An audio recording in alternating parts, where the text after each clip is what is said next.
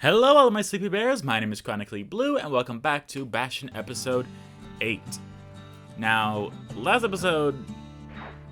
He wolfs down too much too fast, and it all goes to his head. Okay, cool. Last episode, we got some more weapons, as is the usual. We completed a proving ground, and this episode we are going to Who Knows Where for the singer. So, lots of story. I've said a lot about the kid, but he ain't the only one wrapped up in all this. I was very much happy to finish on my chores today. I washed all the dishes. What's he thinking? Well, let me see if I got this straight. I only heard it once. I washed all the dishes, including the new stuff that we just bought, the Pyrex, aka Tupperware. And I shaved, took out the trash, broke down some boxes. So, just a lot. I'm very glad I was able to do that all. So it's all clean. We can just use it once we're done with dinner, as well as this is the let me see, this is the fourth video I'm recording today, just audibly.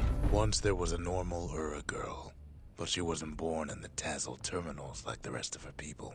She was from Ceylondia. So my throat is not doing great, but I was very happy to get sugar and ice. I actually washed the ice trays and filled them up, and they're freezing. I think they're almost done.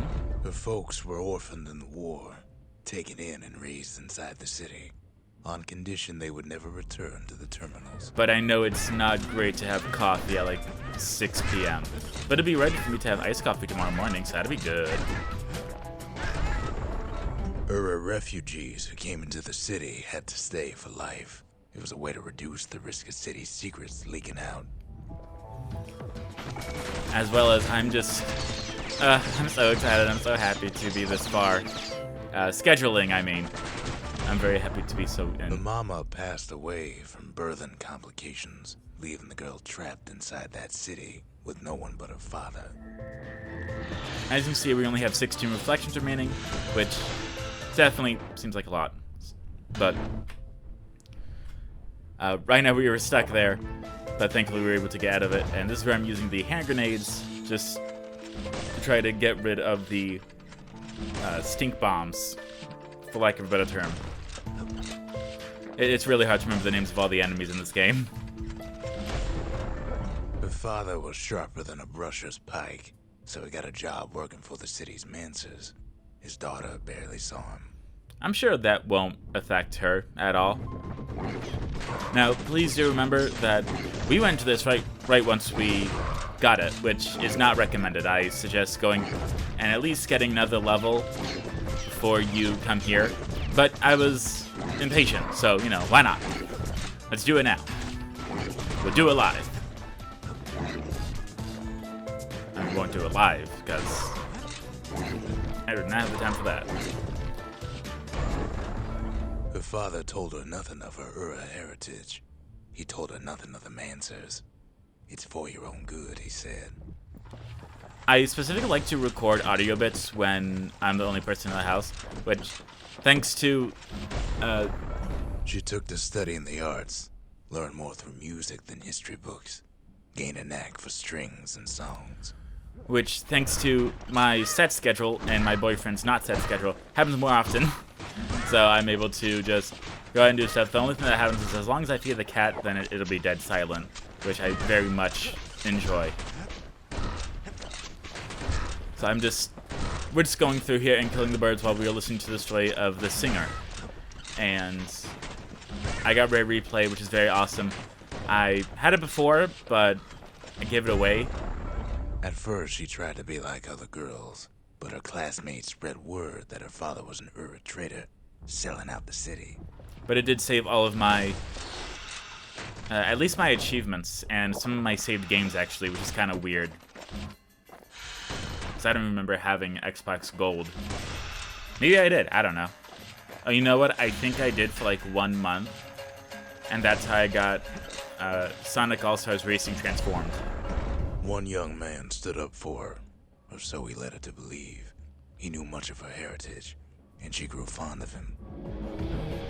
Now, my boyfriend has the Xbox Game Pass, but the thing with that is that you can't use it on anyone else's account.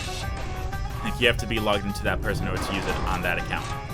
Very much like any other thing nowadays, which I'm like, okay, cool. Too bad I don't care. When game companies give you like so many options, that's when I'm like, no thank you. With Nintendo Switch Online, they just have like the NES, SNES games, and now they have the Genesis and N64 games. But it's not like overwhelming. It's not like we have thousands of games. It's like we have like maybe 70. The young man convinced her to take him to a family den to meet her father. Spoke of how he wanted to meet a man from the terminals. Like, it got to the point where like Netflix was too much for me, just because there was so many options and none of it looked good. And then I got, again, not sponsored, I got other streaming services. When the young man greeted her father in the Ura's native language, her father flew into a fit of rage and threw them out. I got a few different streaming services just because they did have the stuff that I liked, and then it turned out my boyfriend liked it too, so. We have one streaming service that we use very occasionally, but so far we're only hooked into 2 series. One of them's Yuri on Ice, and the other one was... Oh, man. I forgot. Oh, it was a Tomodachi game, which is really good. I've talked about it before. But we don't know when Tomodachi game is going to get a second season, and we know that Yuri on Ice is going to get a movie, but it's still so early in progress that they are not able to release a date yet. So if you haven't heard that before, there is a Yuri on Ice movie that's going to come out from the prequel. It's going to be before the events of Yuri on Ice, about Victor. So that'll be really cool to see. I'm excited to see it, and I went in knowing I was fully aware that this was not a yaoi anime. The young man never told her that the Ura's native language is not to be used by foreigners. To do so is a terrible insult. And I knew it wasn't going to be a yaoi anime. Yaoi is the Japanese term for guy on guy.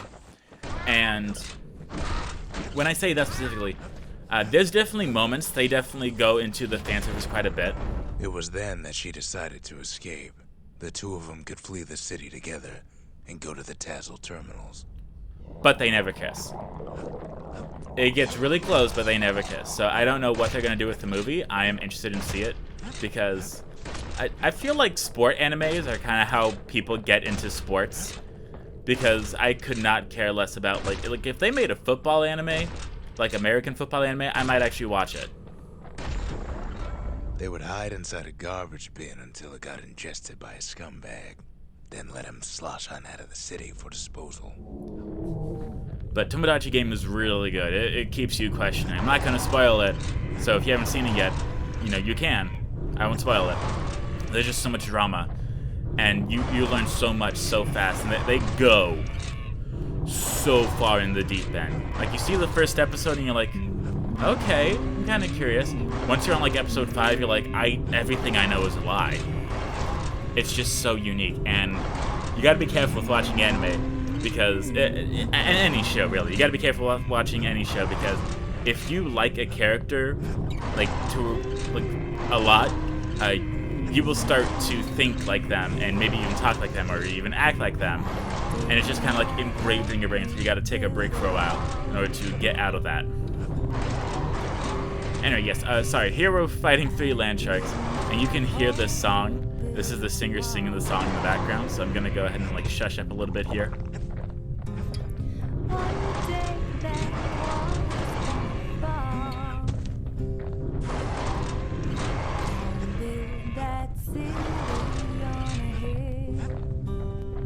Man, that was boring. Anyway. Not a whole lot going on here. We're just fighting some land sharks. Just do the same thing as I said before. Get really close, aggravate them, roll away, attack them with something quick. Don't do something that takes a long time to build up. Her plan almost succeeded, but the authorities were already there when that scumbag sidled up to the city walls. So I have a canker sword, and if you don't know what that is, okay, so I could have gone into that, but let's just say Adam ruins everything, had a little snippet on it. The young man had sent the authorities a tip. Told him her father was using her to sell secrets to the Tazzle terminals. So it starts off as a bump on either your lower or top lip. It's inside, so no one can see it, but you can definitely feel it. It gets very aggravated and causes pain if your teeth rub against it or if you use salt or anything. There's 3 different ways to treat it. You can gargle with warm salt water. You can use a septic pencil, which is just a pencil made out of salt that's used to like sterilize things. You put it on there, it hurts like a son of a gun, but it does help. And then I got this little thing, which is a little, I guess, a cold sore kit. That's the best way I could. Where were That's we? what they called it. If you die, you do have 1 chance to continue without losing your progress, which I very much enjoy. It's basically a cold sore kit, and it has, I want to say like maybe 30.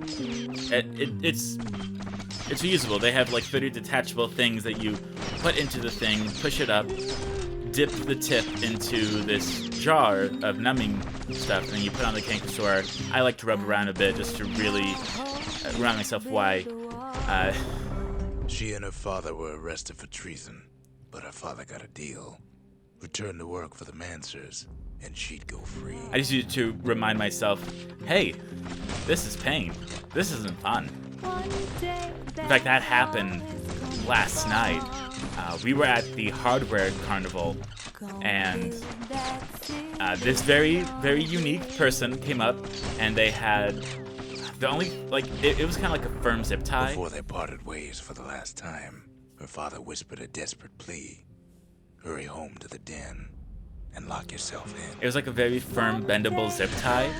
So they put the base on my wrist, and like the tip ended like just where your elbow is. They pulled it back and let it go, and it stung. Oh my goodness, it stung. And not only that, it left a mark. And maybe 3 or 4 hours later, the part where they hit the skin, it started to like rise up, and I'm just like, whoa, okay. It hurt like once it immediately happened, but after that, it only hurt if something grazed it. But it is a lot better now. And yes, I did consent to it. It wasn't like some random, it wasn't like a mugging or anything like that, thankfully. It was consensual. I got to see it happen to other people before, and they even noticed me. I was like, I see that one's kind of looking over here quite a bit. You want to try it? I'm like, actually, yeah, I kind of do. And then my boyfriend was like, oh, well, I don't want to try it, but I want to try it on Chronically Blue. I'm like, of course you do. Why wouldn't you? He did it a lot softer. She did as she was told, and deep down underground inside that den, she found a journal written in her father's hand. And we have the final reflection, where we just have to fight 3 of the kid. So, thankfully, my boyfriend did not do it as hard as the unique individual did. But, so it was a lot more bearable, but then we were like, hey, how much is it?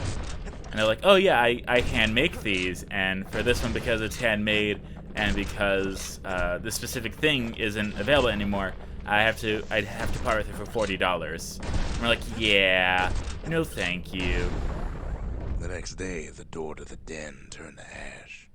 The girl came up for air, and she saw the calamity all around her. And they said, can't blame a girl for trying. And the reason why I keep saying they and them and not using any gender-specific pronouns is because I was not sure, and I did not feel like it was comfortable for me to ask. And I didn't want to make them uncomfortable. When the kid wakes up, his world's still in pieces, just the way you left it. They did refer to themselves as a girl in that like one little blip, but I still don't know fully, and I really don't want to disrespect them. That's the way to make every shot count. So with the Army Carbine, we are doing the speed turning, which allows us to increase our speed while aiming. or we did the knockback one. And here we have the plus 50% of aiming speed, which really comes in handy. Even the army never issued carbines in such fine shape.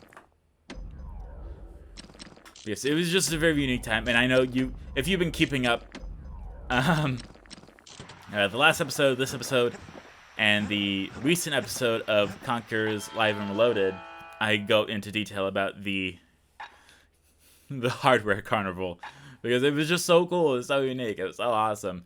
I'm sorry that you had to like go all over the place in order to get those stories, but it's kind of how it is. Now, that is something you could do. You could watch my videos from the upload date. I do not recommend that. It's going to be all over the place. If you do that, then, you know, thank you so much. Me, I know that I will typically only get into like one Let's Play instead of another when someone's doing 2 Let's Plays, so I completely understand it. No more fooling around. Time to roll out the big guns and get this over with. Black rye is like hot pineapple chowder on a cold day. Brings back memories. The shards are getting harder to find. I mean, to be fair, I myself barely have time to watch Let's Plays. I'm still watching Ellie02 as well as Omi Spy. Ellie02 is doing Caelandia's army only took the best, and the best of them trained on Trigger Hill. Kirby and the Forgotten Land. The Triggers believed they were nothing without their rifles. Are you done talking? You talk so much. Kirby and the Forgotten Land Beats the and Omi Spy is doing Quest 64. And Omi Spy is making it very unique because he's adding a would you rather question, at least 2 every episode. You had to take care to So it's really cool. I think it's a very unique idea, as well as he has a border, much like I do, because Quest 64 is, you know, spoiler alert, a 64 game, a Nintendo 64 game, so it's going to be 4x3 instead of 16x9. Anyway, what we have to do is we have to use our Army Carbine in order to like it was nothing. Shoot 10 as much as possible, and just like that, we got first prize. Amazing how upgrading a weapon makes it a lot easier to beat the Proving Grounds. Funny how that works. So unlocking the Forge cost da-da-da, but switching to da-da-da cost free. The Caelandian army would have recruited him in a flash. So yes, I'm just going through the skills that we got.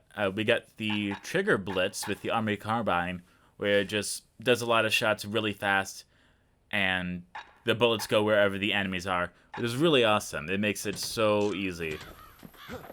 Yes, but with that being said, we are at the end of this episode, so I hope you all enjoyed it. I'll see you all next time. Goodbye, CP Bears.